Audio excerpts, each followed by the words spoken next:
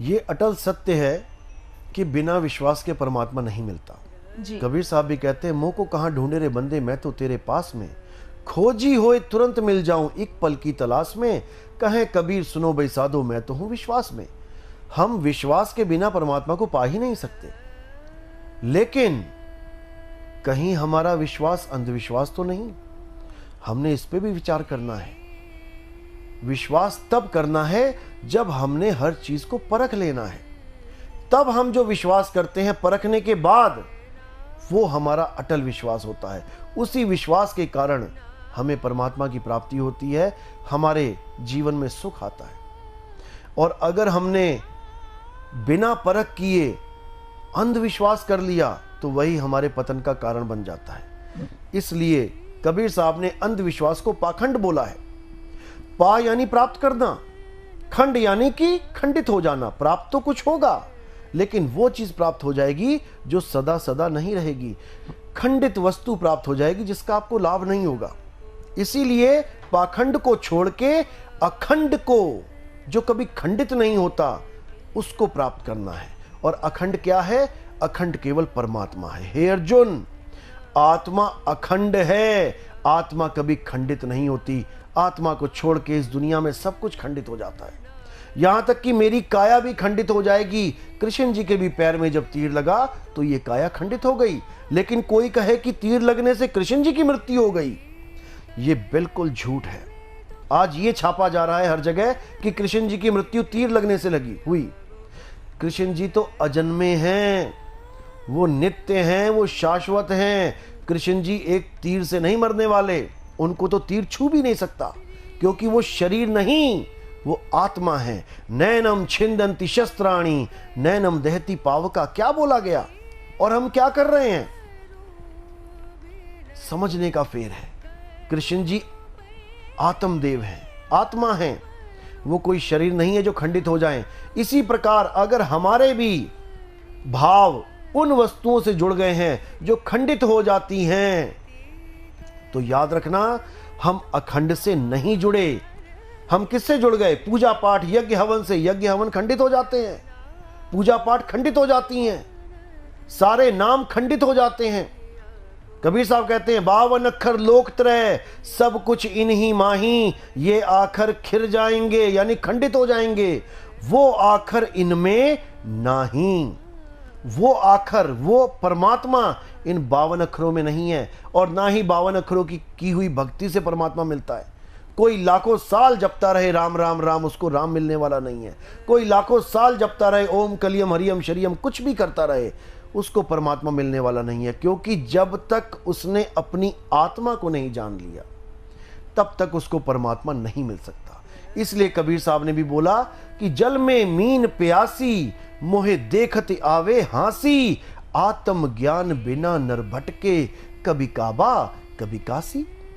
हम सोच रहे हैं कि हम धार्मिक जगह जा रहे हैं, हम बड़े धार्मिक हैं, हम काबा में जा रहे हैं, हम काशी में जा रहे हैं, लेकिन कबीर साहब की नजरों में आप धार्मिक नहीं हो। वो कह रहे हैं कि आत्मज्ञान बिना नर भटके, तुम भटकने जा रहे हो। भटकना नहीं है, अपनी आत्मा में उस राम को खोजना है। गुरु ग्रंथ साहब में बिल्कुल स्पष्ट लिखा है, आत्म मही राम, राम मही आत्म, चीनस गुरमुख विचारे। जैसे दूध में घी है, इसी प्रकार आप में राम है। दूध अगर अपने आप को छोड़ के घी को ढूंढने के लिए कहीं और चला जाएगा तो वो ज्ञानी नहीं कहलाएगा, वो भटकता ही कहलाएगा। हमें परमात्मा को खोजना है तो पहले हमें खुद को खोजना पड़ेगा। मैं क्या हूं? मैं ये शरीर नहीं हूं, शरीर तो मैं एक दिन छोड़ दूंगा। मैं क्या हूं? जो छोड़ेगा वो कौन है? वो आत्मा है, जीवात्मा। तो पहले आपको जीवात्मा को जानना पड़ेगा कि मैं क्या हूं, फिर आपको आत्म देव की शरण में जाना पड़ेगा। जिसके लिए गीता में बोला गया, हे अर्जुन, शर पुरुष और अक्षर पुरुष, ये दो प्रकार के पुरुष हैं। शर तो इस शरीर को जानो जो नाशवान है, और अक्षर अविनाशी जीवात्मा को जानो जो अविनाशी है, वो भी कभी नहीं मरती।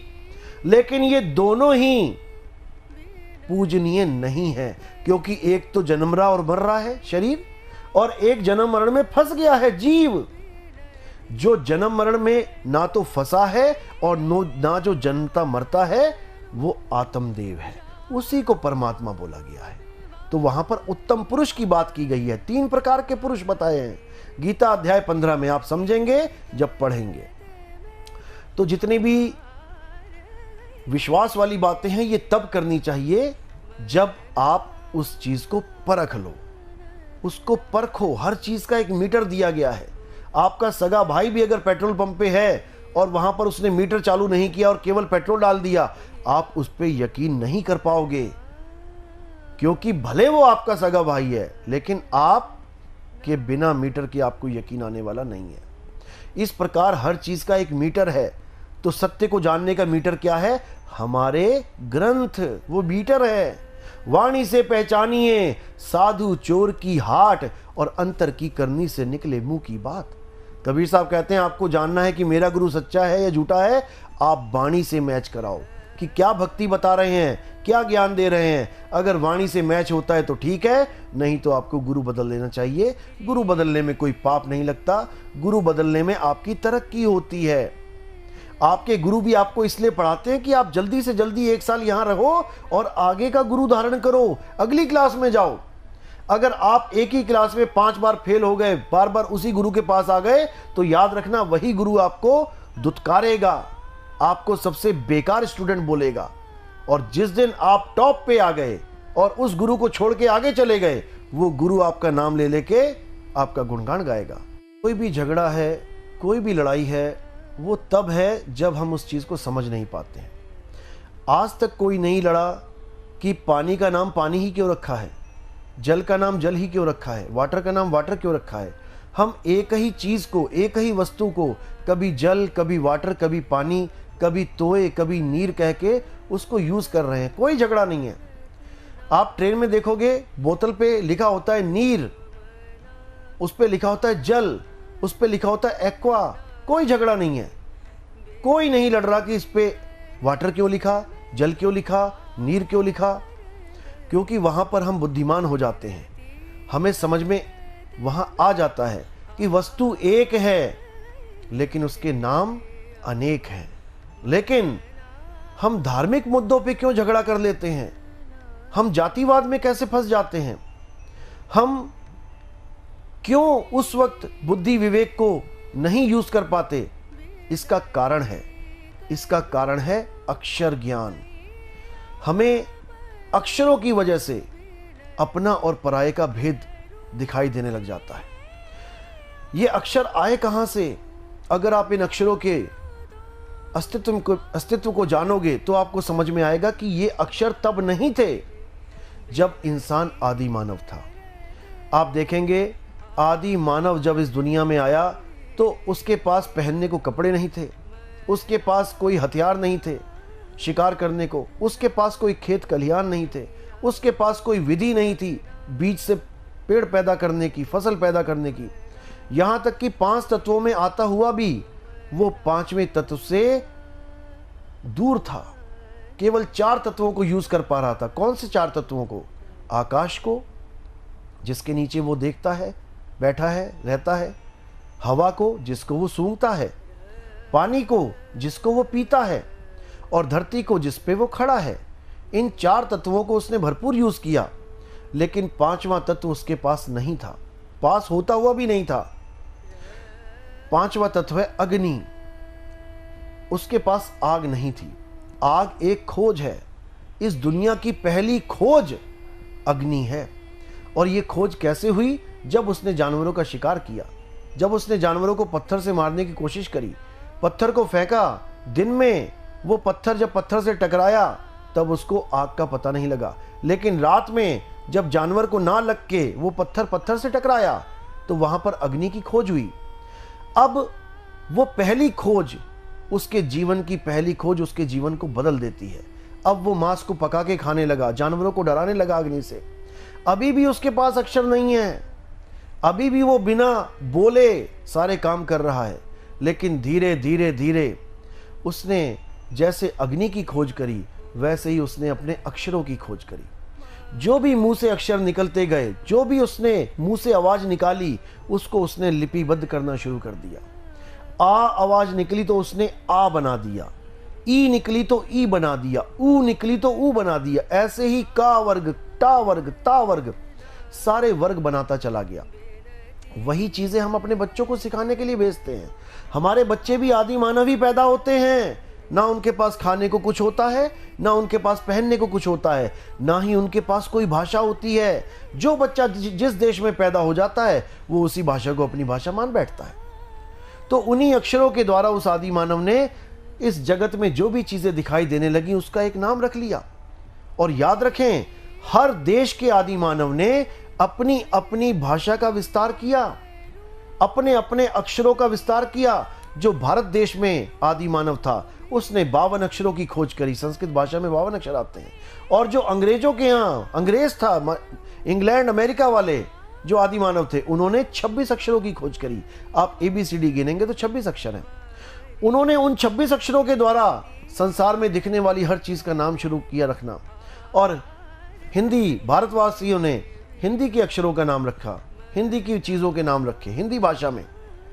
लेकिन बहुत आसान हो गया ये जीवन अक्षरों के सहारे से। अगर आज भी कोई कहता भाई पानी लेके आओ, पानी पीना है, तो कितना आसान है। उसको दोबारा पूछना नहीं पड़ता क्या चाहिए, उसको पता है पानी क्या है, क्योंकि उसको स्कूलों में पढ़ा दिया गया है। वो सीधे पानी का गिलास लेके आता है। कितना आसान हो गया ये जीवन उन अक्षरों की वजह से। वरना हम एक बात को समझाने के लिए पूरा दिन इशारों में बात करते, तब भी ना समझ में आता। लेकिन झगड़ा कहां शुरू हो गया? जब इंसान ने उस परम सत्ता का नाम रख दिया। अंग्रेजों ने गॉड रख दिया, अरबी में अल्लाह रख दिया, हम हिंदुस्तानियों ने रब रख दिया, वाहेगुरु रख दिया, राम रख दिया। सब ने अपने अपने अक्षरों के द्वारा उस परमात्मा को एक नाम दे दिया। अगर वो परमात्मा दिखाई दे जाता तो हमारा कभी झगड़ा होता ही ना। जैसे पानी के नाम पे हमारा झगड़ा नहीं हो रहा है। पानी दिखाई देता है, मैं कहता हूं मेरा जल बड़ा, वो कहता मेरा वाटर बड़ा, वो कहता मेरा नीर बड़ा, वो कहता मेरा पानी बड़ा। आओ टेबल पे अपना अपना अपनी अपनी वस्तु रख दो। जैसी वस्तु रखोगे झगड़ा खत्म हो जाएगा। अच्छा तुम इसको पानी कहते हो, अच्छा तुम इसको जल कहते हो, यही तो है, इसी से तो गला गीला होगा, सारे झगड़े शांत।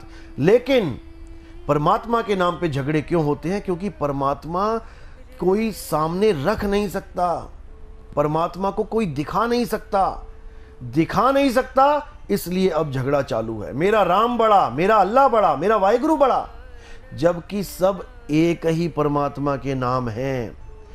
ये नाम भी तब रखे गए हैं जब ये 52 अक्षरों की खोज की गई। अगर ये 52 अक्षर आदि मानव ना खोजता तो आप राम का नाम राम कैसे रखते? आप श्याम का नाम श्याम कैसे रखते?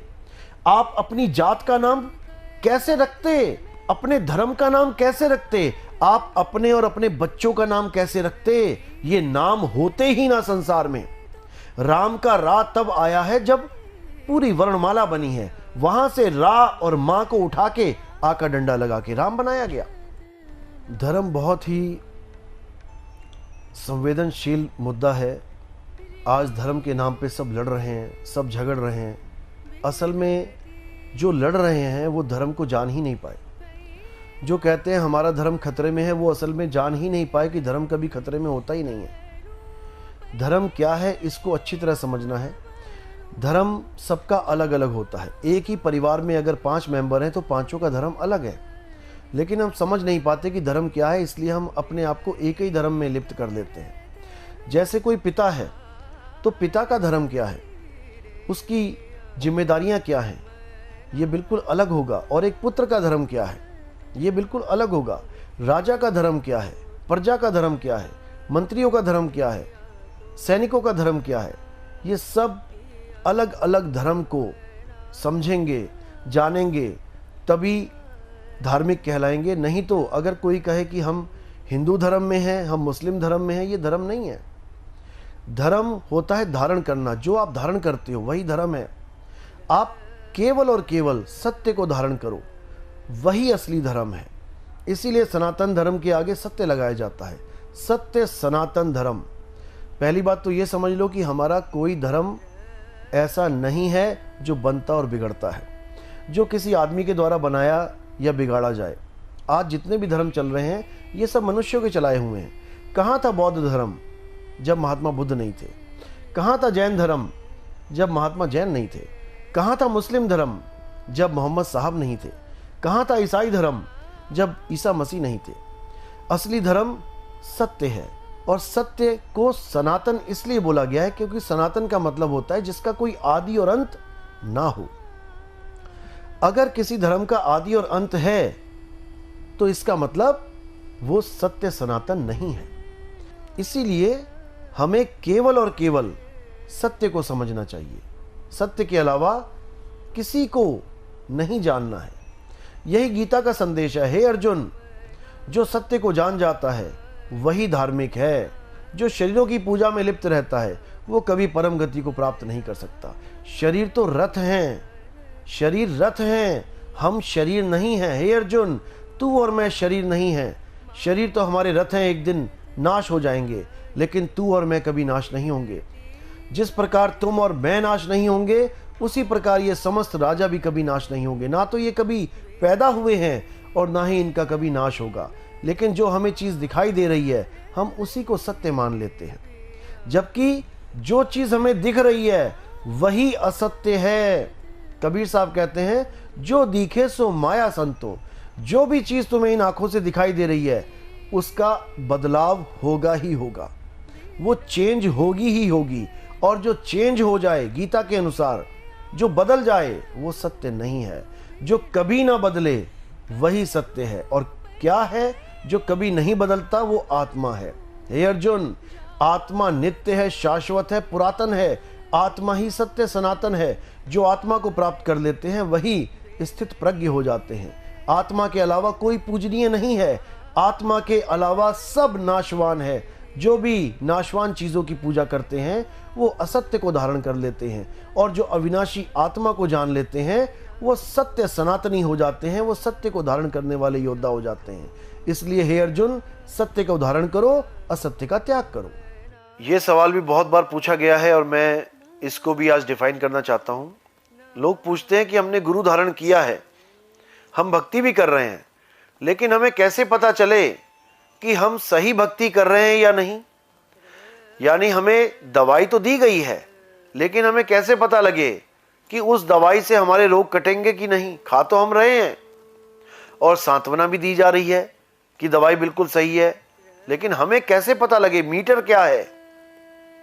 आज आपको वो मीटर बताएंगे कि कैसे हम जान सकते हैं घर बैठे कि हमें जो नाम दीक्षा मिली है, हमें जो संतों ने रास्ता बताया है परमात्मा को पाने का, वो सही है या अधूरा है। गलत नहीं कहूंगा, गलत कुछ भी नहीं होता। आप राम राम कर रहे हैं, आप वाहिगुरु वाहिगुरु कर रहे हैं, वो भी ठीक है, गलत नहीं है, लेकिन वो मार्ग अधूरा है। कैसे अधूरा है? कबीर साहब की वाणी के द्वारा इस भेद को जानेंगे। तो पहले मैं आपको समझा दूं, 4 प्रकार के गुरु होते हैं आध्यात्मिक गुरु। पहले प्रकार का गुरु होता है जो आपको चींटी की चाल की भक्ति करवाता है। चींटी की चाल की भक्ति क्या है? जैसे एक चींटी दीवार पे चढ़ने की कोशिश करती है और चढ़ती है, फिर गिर जाती है, फिर चढ़ती है, फिर गिर जाती है, फिर चढ़ती है, फिर गिर जाती है, करते करते करते मेहनत करते करते दीवार के टॉप तक पहुंच जाती है। इसी प्रकार बहुत से योगी अपने शिष्यों को चींटी की भक्ति करवाते हैं। चींटी की चाल की भक्ति यानी मूल चक्र से उठा के उसकी सूरत को, उसके ध्यान को ऊपर की तरफ इस काया रूपी दीवार पे चढ़ाने की कोशिश करते हैं।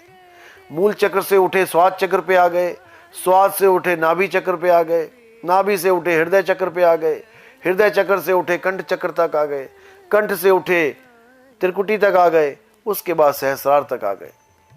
तो ये चींटी की चाल होती है। दूसरे प्रकार के जो गुरु हैं वो आपको मकड़ी की चाल से जोड़ते हैं। मकड़ी की चाल क्या होती है? मकड़ी भी चींटी की तरह पहली बार तो दीवार पे पैरों से ही चढ़ती है, जैसे एक चींटी चढ़ती है, लेकिन टॉप पे जाने के बाद वो वहां एक जाल बुन लेती है। एक जाला बुनने के बाद दोबारा वो दीवार को यूज ही नहीं करती। उसके बाद वो अपने ही जाल के द्वारा नीचे आती है और उसी जाल से ऊपर चढ़ जाती है। अब दीवार का कोई यूज नहीं रहा। इसी प्रकार बहुत से साधक ये भक्ति करते हैं क्योंकि उनके गुरु ने उनको यही नाम दीक्षा दी होती है। जो चींटी की चाल वाले होते हैं वो कोई भी नाम जप के ओम कलियम हरियम शरियम सोहम सत्यम या फिर और कोई नाम राम राम हरे हरे कृष्ण कृष्ण कोई भी वाहेगुरु वाहेगुरु किसी भी नाम को देके सूरत को धीरे धीरे ऊपर चढ़ाते हैं। जो मकड़ी की चाल वाले होते हैं ये पहले तो नाम जपवाते हैं, कोई भी नाम दे सकते हैं। ये ज्योत निरंजन ओंकार रारंकार सोहंग सतनाम या फिर सतपुरुष अकाल मूर्त शब्द स्वरूपी राम या फिर ओम कलियम हरियम शरियम कोई भी नाम दे सकते हैं या फिर कोई भी। तो ये पहले तो नाम जपवा के आपको त्रिकुटी तक पहुंचाते हैं, यानी चींटी की चाल वाली भक्ति होगी। उसके बाद उसको कन्वर्ट करवा देते हैं मकड़ी की चाल में, यानी अब जाल बुन लिया, अब सूरत ध्यान मकड़ी की चाल से चल रहा है, यानी ऊपर अनहद नाद को पकड़ लिया। मकड़ी का जाल क्या है? अनहद नाद की आवाज। उस आवाज को पकड़ के सूरत नीचे जा रही है, ऊपर जा रही है, नीचे जा रही है, ऊपर जा रही है, यानी मकड़ी की तरह। इस चाल को कहते हैं मकड़ी की चाल। ये भी पूर्ण चाल नहीं है, ये भक्ति भी पूर्ण भक्ति नहीं है। तीसरी भक्ति क्या होती है?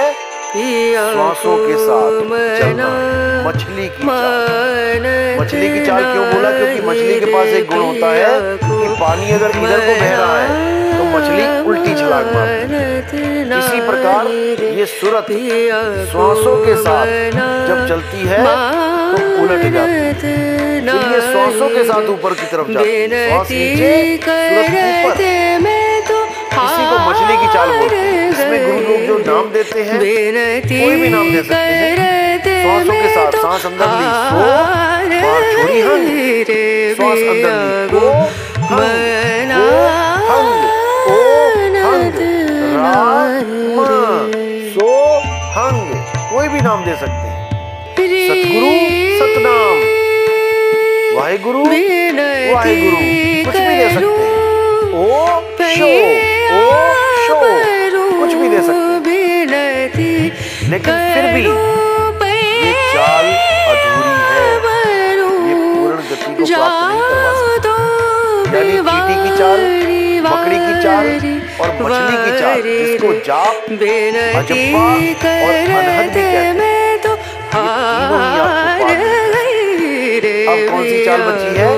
अब असली चाल जो है वो विहंगम चाल है।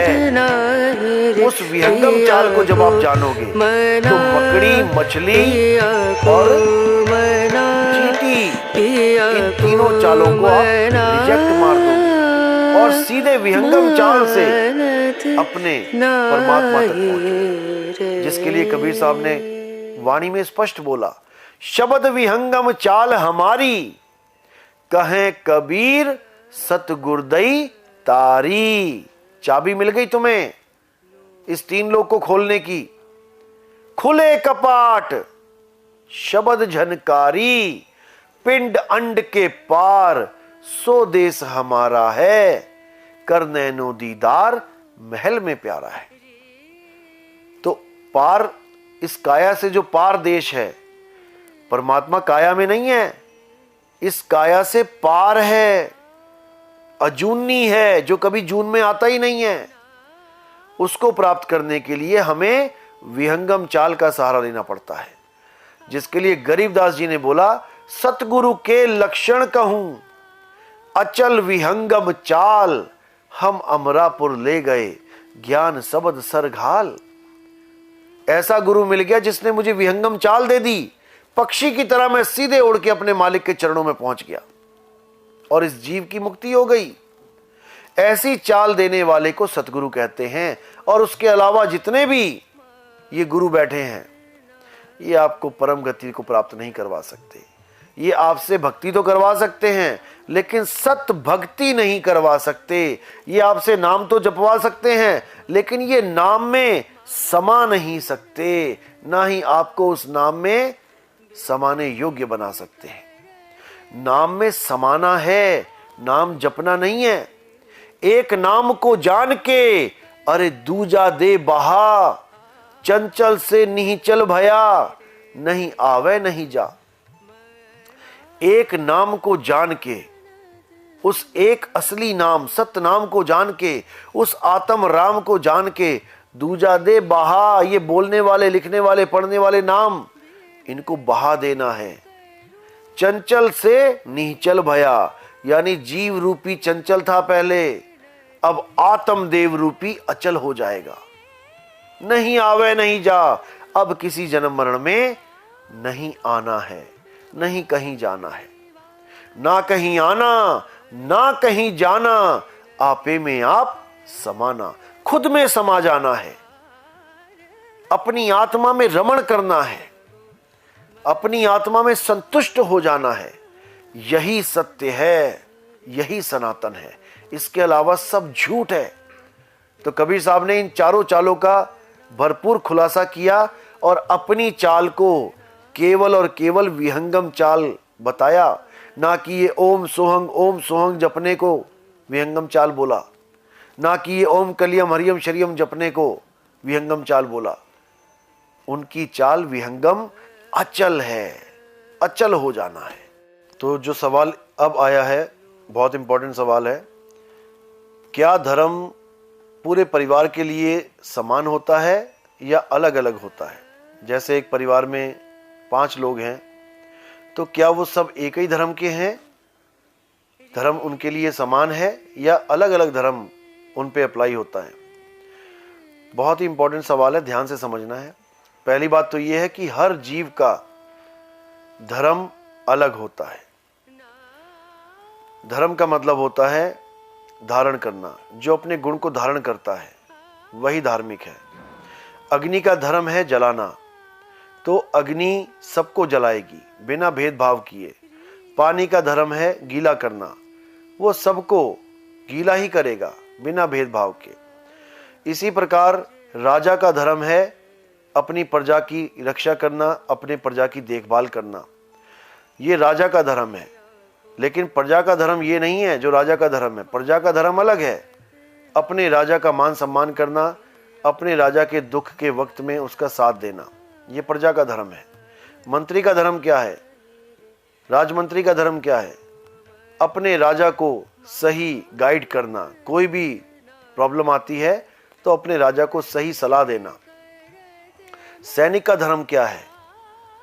सैनिक का धर्म है राजा का हुक्म मानना और अपने राजा की प्रजा की रक्षा करना। सबके धर्म अलग अलग हैं, लेकिन हम केवल अपने आप को इन धर्मों में बांध बैठे हैं जो पूजा और कर्मकांड कहलाते हैं। पूजा करना अलग चीज है, कर्मकांड करना अलग चीज है। धर्म सबका अलग होता है। पति का धर्म अलग है। पति का धर्म है अपनी पत्नी की रक्षा करना, अपनी पत्नी की हर बात को समझना, अपनी पत्नी के सुख और दुख में उसका ख्याल रखना। पत्नी का धर्म है अपने पति की हर बात को मानना, अपने पति की इज्जत करना, अपने पति के साथ प्रेम करना। हर इंसान का धर्म अलग है, लेकिन हम गलती से ये मान बैठे हैं कि शरीरों की पूजा करना, देवताओं की पूजा करना ये धर्म है, और जो देवी देवताओं की पूजा नहीं कर रहा है, मंदिर नहीं जा रहा है, वो नास्तिक है, वो धार्मिक नहीं है। ये गलत है। कबीर साहब की नजर में धर्म क्या है? साहिब कहते हैं जहां दया तहां धर्म है। अगर आपके दिल में दया है तो एक धार्मिक व्यक्ति हैं आप रास्ते में जा रहे हैं, किसी को प्यास लगी है, तड़प रहा है, पानी पानी चिल्ला रहा है, और आप उससे ये पूछ रहे हैं कि तेरी जात क्या है, तेरा धर्म क्या है, तो समझ जाना कि आप कितने ही बड़े पुजारी क्यों ना हो, लेकिन आप धार्मिक नहीं है। धर्म का मूल दया है। जहां दया तहां धर्म है, जहां लोभ तहां पाप। अगर आप लोभी हैं तो आप 100% पाप करेंगे। ऐसा हो ही नहीं सकता कि आप पाप ना करें। आप कोई भी नौकरी करते हैं, चाहे सरकारी चाहे प्राइवेट, अगर आप लोभी हैं तो आप ऊपर की कमाई करेंगे ही करेंगे, ये पाप की कमाई करेंगे ही करेंगे, और उससे अपने बच्चों को पालेंगे, जो आगे जाके दुख का कारण बनेगा। ये होना ही होना है। लोभ है तो पाप है। अगर किसी को लोभ ही ना हो तो मैं कहता हूं इस दुनिया का सबसे बड़ा अमीर आदमी भी उस एक ईमानदार चपरासी को भी नहीं खरीद सकता। सारी दुनिया के अमीर आदमी मिलकर भी उस एक मामूली चपरासी को नहीं खरीद सकते जो ईमानदार है, जिसको लोभ नहीं है। तो इसीलिए जहां दया तहां धर्म है, जहां लोभ तहां पाप, जहां क्रोध तहां काल है, और जहां क्षमा तहां आप। जहां क्रोध है वहीं काल है, वही सत्यानाश है। क्रोध ही सत्यानाश है। अगर आप क्रोध करते हो तो आपके रिश्ते टिक नहीं सकते, आपके घर में बरकत हो नहीं सकती, आपके घर में शांति आ नहीं सकती। तबाही का नाम ही क्रोध है। इसलिए साहिब ने साफ बोल दिया, कामी क्रोधी लालची और इनसे भक्ति ना होए। भक्ति करे कोई सूरमा, जाति वर्ण कुल खोए। जात वर्ण कुल, इन तीनों को खोए। एक बार भी ना सोचे कि मेरी जात क्या है, एक बार भी ना सोचे कि मेरा वर्ण क्या है, और एक बार भी ना सोचे कि मैं किस कुल का हूं। यहां कोई किसी कुल का नहीं है। ये सब आ रहे हैं, जा रहे हैं। हिंदू मर रहा है, मुसलमान के यहाँ पैदा हो रहा है। मुसलमान मर रहा है, ईसाई के पैदा हो रहा है। ईसाई मर रहा है, सिखों के यहाँ पैदा हो रहे हैं। इंडिया में मर रहे हो, पाकिस्तान में पैदा हो रहे हो। पाकिस्तान वाले अमेरिका में पैदा हो रहे हैं। ये सब तुमने बांट दिया है इसको अक्षरों के आधार पे, जात पात और वर्ण। लेकिन इस प्रकृति में ये जात पात वर्ण की कोई अहमियत नहीं है। वो बच्चा कहीं भी पैदा कर सकती है। ये तुम सोच के बैठे हो कि मेरे घर जो बच्चा पैदा हुआ, मैं हिंदू हूं तो मेरा बच्चा भी हिंदू है। ये तुम्हारी गलतफहमी में, ये तुम्हारी गलतफहमी है कि मुसलमान का लड़का मुसलमान ही होगा। ये तो तुमने उसको इंजेक्शन दे दिया है, उसको पढ़ा दिया है कि बेटा तू हिंदू है, तू हिंदू है। जिस दिन उसने विवेक लगाया, विचार किया, उसने किसी और धर्म के ज्ञान को सुना और समझा, उसको वो ज्ञान अच्छा लगा, तो उसी दिन वो पलट जाएगा। वो हिंदू से मुस्लिम हो जाएगा अगर उसे कुरान की बात समझ में आ गई। वो मुस्लिम से ईसाई हो जाएगा अगर उसे बाइबल की समझ में आ गई। और ईसाई हिंदू हो जाएगा अगर उसे गीता की बात समझ में आ गई। इसलिए बात सारी ज्ञान की है। कोई धर्म नहीं, कोई जात नहीं, कोई मजहब नहीं। ये सब 52 अक्षरों के खेल हैं। जब आदि मानव था तब कोई भी अक्षर की उत्पत्ति नहीं हुई थी। कोई अक्षर नहीं बना था तो ये धर्म के, जात के, पात के नाम कहां से आते? अगर आदि मानवों ने अक्षर की खोज ही ना की होती तो आज तुम्हारा कोई नाम तक ना होता। जात, धर्म और देश की तो बहुत दूर की बात है। अक्षर नहीं होते इसका मतलब यह नहीं कि तुम्हारा जीवन ना होता। गाय, भैंस, बैल, बकरे, हाथी, घोड़ा, शेर, ये बिना अक्षरों के जीवन बिता के चले जाते हैं। बिना धर्मों के, बिना वर्णों के, बिना जात पात के पूरा जीवन जी के चले जाते हैं। पैदा भी होते हैं, पलते भी हैं और बच्चे पैदा भी करते हैं बिना ये जाने कि मेरी जात क्या है, मेरा धर्म क्या है, मेरा वर्ण क्या है। इसी प्रकार इंसान भी इन 52 अक्षरों की वजह से इन जात पात धर्म में फंसा है। नहीं तो हम सब एक ही जात के हैं। मनुष्य चोला, यही हमारा धर्म है। मानवता ही हमारा धर्म है। हम मनुष्य हैं, मानवता इस मनुष्य का धर्म है। अगर हम मानवता को ही भूल जाएं तो लोग हमें कहेंगे तुम मनुष्य नहीं हो, तुम तो राक्षस हो, तुम तो नीच हो। इसलिए मानवता यानी ह्यूमैनिटी ये यूनिवर्सल रिलीजन है हमारा। मानवता ही हमारा वैश्विक धर्म है। हिंदू, मुस्लिम, सिख, ईसाई, जैन, बौद्ध हम बाद में हैं। पहले हम इंसान हैं। इंसान को इंसान की मदद करनी चाहिए। यही धर्म है। आज कहीं भूकंप आ जाता है, देश में तबाही मच जाती है, हम कितना दिखावा करते हैं। हमारे देश से 2 हवाई जहाज भर के गए खाद्य सामग्री के, हमारे यहां से डॉक्टरों की टीम गई, हमारे यहां से फौजी गए, हमारे यहां से वॉलंटियर गए। कितना दिखावा करते हैं हम कि हम कितने मानवतावादी हैं, और जब 2 देश आपस में लड़ने लग जाते हैं तब भूल जाते हैं मानवता, तब भूल जाते हैं कि एक एक गोली पे किसी की छाती पे वार होगा, हर गोली पे किसी का नाम लिखा है। गोली से मर रहा है तो ठीक है, और प्रकृति ने जब मारा, भूकंप ले आई, सुनामी ले आई, तो तुम मदद करने चले जाते हो। तुम खुद लोगों को मारो तो ठीक है, प्रकृति मारे तो तुम दयावान हो जाते हो। तब तुम्हारी दया कहां चली जाती है?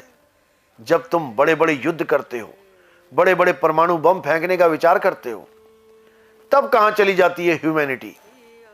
इसलिए हमें यह पाखंडवाद को छोड़ के एक धर्म, मानवता धर्म को अपनाना चाहिए।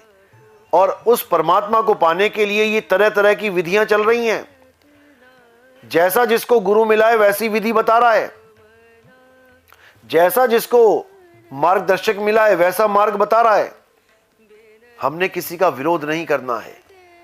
कोई कैसे उस मालिक को पाना चाहता है, कोई कैसे पाना चाहता है।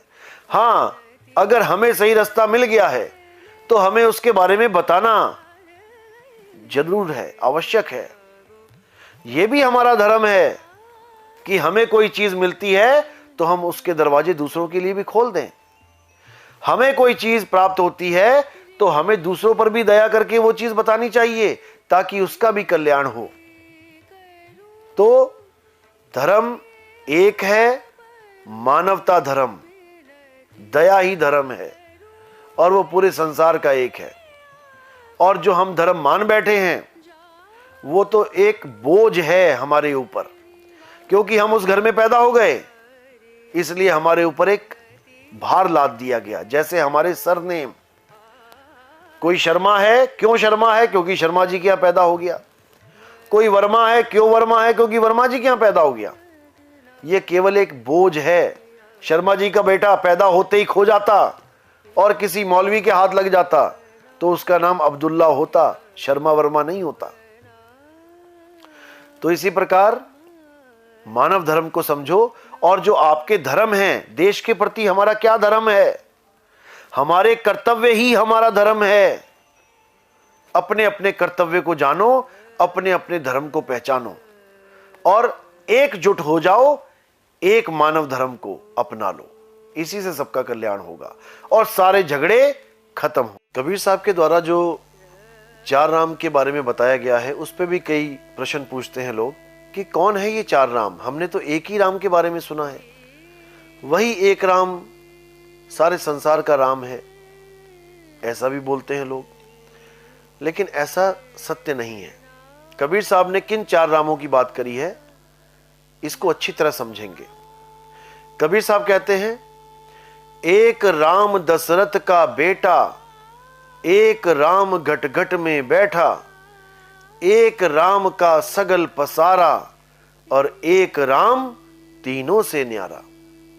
इन 4 रामों को आप जब अच्छी तरह समझ जाएंगे तो कबीर साहब के द्वारा बताया गया ये ज्ञान आपको भरपूर समझ में आने लग जाएगा और आपका लक्ष्य भी बिल्कुल सटीक हो जाएगा कि मैंने किस राम की पूजा करनी है, मेरा असली राम कौन है। तो कबीर साहब समझाते हैं, पहला राम दशरथ का बेटा, यानी ये काया राम। हम किसी की भी काया देख के पहचान पाते हैं कि वो कौन है। हम किसी का भी शरीर देखते हैं तब हम पहचान पाते हैं वो कौन है। अगर हनुमान जी का शरीर हम देख रहे हैं, गदा लिए खड़े हैं, तो हम कभी नहीं कहेंगे कि वो राम जी है, हम कहेंगे हनुमान जी हैं। यानी हम शरीर से ही पहचान रहे हैं। इसलिए कबीर साहब का पहला राम तन राम है, जो शरीर है, ये तन राम ही पहला राम है, यानी किसी का बेटा है। ये शरीर किसी ना किसी का बेटा है। एक राम दशरथ का बेटा, एक राम घट घट में बैठा, अब ये दूसरा राम कौन है? ये जीव राम है, जो इस शरीर को चलाता है, जिसकी ताकत से ये शरीर चलता है, जो 1,84,000 शरीरों को चला रहा है और 1,84,000 में ही भटक भी रहा है, उसको जीवात्मा कहते हैं। एक राम दशरथ का बेटा तन राम, एक राम घट घट में बैठा जीव राम, एक राम का सगल पसारा, यानी तीसरा राम वो है जिसका ये सगल पसारा है। आप देखोगे यहां पर दुनिया में जंगल ही जंगल थे जब आदि मानव आया, लेकिन आज कितने बड़े बड़े शहर बन गए, कितनी ऊंची ऊंची बिल्डिंगें बन गई, कितने घर बन गए, कितनी दुकानें, कितना कुछ बना दिया। ये सारा पसारा कहां से आया? भगवान ने तो नहीं बनाया, तो किसने बनाया?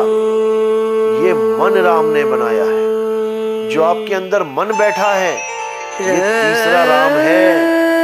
इसी के द्वारा आप 1 से 2, 2 से 4 करते हो।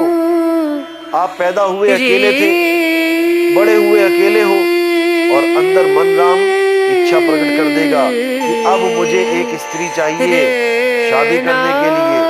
उसके बाद 2 बच्चे भी हो जाएंगे और ये पसारा फैल जाएगा। एक राम का सगल पसारा, ये कौन है? ये मन राम है। और एक राम तीनों से न्यारा। अब ये तीनों रामों से न्यारा कौन है? क्योंकि भरमाने वाले भरमा देते हैं कि नहीं, देखो कबीर साहब ने हर जगह एक राम एक राम एक राम ही बोला। राम तो एक ही है, ऐसा नहीं है। एक राम बोला दशरथ का बेटा, एक राम घट घट में बैठा, एक राम का सगल पसारा, एक राम तीनों से न्यारा, यानी तीनों रामों को जानो और उससे न्यारा जो है वो चौथा राम है। जब तक इसको नहीं समझोगे, जब तक आपको समझ में आने वाला नहीं है कि आपको किस राम की पूजा करनी है, किस राम की शरण में जाना है। पहला राम दशरथ का बेटा वो शरीर रूपी रथ है, राम जी का वो रथ है। तुम रथ को राम समझ बैठे हो, तुम रथ को कृष्ण समझ बैठे हो। इसी प्रकार तुम अपने शरीर को अपना स्वरूप समझ बैठे हो, जबकि तुम एक दिन ये शरीर छोड़ के जाओगे, तो जो जाएगा वो कौन है? वो रथ तो नहीं है, रथ तो धराशायी हो गया, रथ तो गिर पड़ा, मिट्टी में मिल जाएगा। वो कौन है? जिसे यमदूत लेके जा रहे हैं, वो रथ नहीं है, वो जीव है। यानी एक राम इस काया को गिरा के दूसरे राम यानी जीव आत्मा को पकड़ के यमदूत लेके जा रहे हैं। अब तीसरा राम जो ये मन राम है, इसके भी खेल को समझ लो। इस मन के मते ना चालिए, ये मन है पक्का दूत। इस मन के कहे में नहीं चलना है, क्योंकि हमारा राम इस मन से भी न्यारा है। बहुत से गुरु ये बोल देते हैं कि मन ही परमात्मा है, मन ही ईश्वर है, मन को ही प्रेम करो, मन को कभी दुखी मत करो, मन जो कहता है वो कर दो। ऐसे भी बैठे हैं, लेकिन कबीर साहब बिल्कुल मना करते हैं। मन के मते ना चालिए, मन के मते मत चलो। मन तो पता नहीं कहां कहां ले जाए। अगर मन चला भी जाता है कहीं और गलत जगह जा रहा है, तो इस तन को रोक लो। मन जाता है तो जाने दे, तू थाम के राख शरीर, उतरा पड़ा कमान से क्या कर साके तीर। अगर मन कह भी रहा है कि चलो आज मीट खाने चलते हैं, अगर आज दारू पीने चलते हैं, तो उसको कहो तू जा, मैं नहीं जाऊंगा और ना ही मैं इस शरीर को जाने दूंगा। मन जाता है तो जाने दे, यानी तीसरा राम जाता है तो जाने दे। तू थाम के राख शरीर, यानी तू पहले राम को, इस काया राम को पकड़ के रख, इसको जाने मत देना। उतरा पड़ा कमान से और क्या कर साके तीर। कमान से तीर उतरा पड़ा है तो कैसे चलेगा? कमान पे चढ़ा मत देना, नहीं तो पूरे वेग के साथ निकलेगा और तुम्हारी हानि करेगा। तो इन चारों रामों को कबीर साहब ने खूब समझाया है और इनके स्वरूप को भी समझाया है कि चारों राम के स्वरूप क्या हैं। जैसे काया राम का स्वरूप आपको दिखाई देता है सामने आंखों से, ऐसे ही जीव राम का स्वरूप क्या है।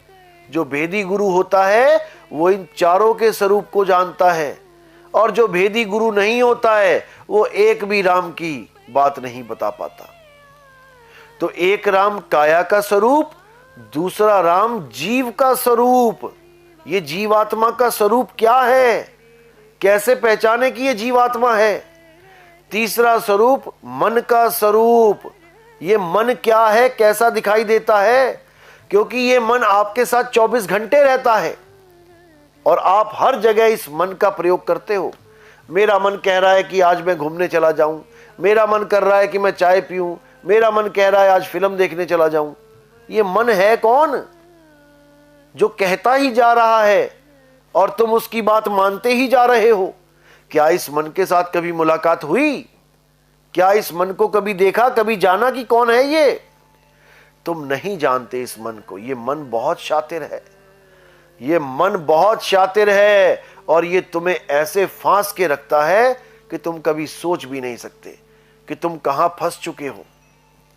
अब इन तीनों स्वरूपों को बताने वाला भेदी गुरु चौथे राम के स्वरूप को भी जानता है, जो हमारा शुद्ध चैतन्य आत्म स्वरूप, आत्म देव है, जीव स्वरूप नहीं।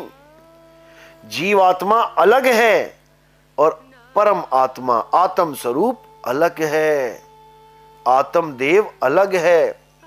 जिसके लिए गीता में 15वें अध्याय में बोला गया, हे अर्जुन, इस दुनिया में 2 प्रकार के पुरुष हैं, एक शर पुरुष, एक अक्षर पुरुष। शर पुरुष तो हर जीव की नाशवान देही को जानो, ये नाशवान देही शर पुरुष है।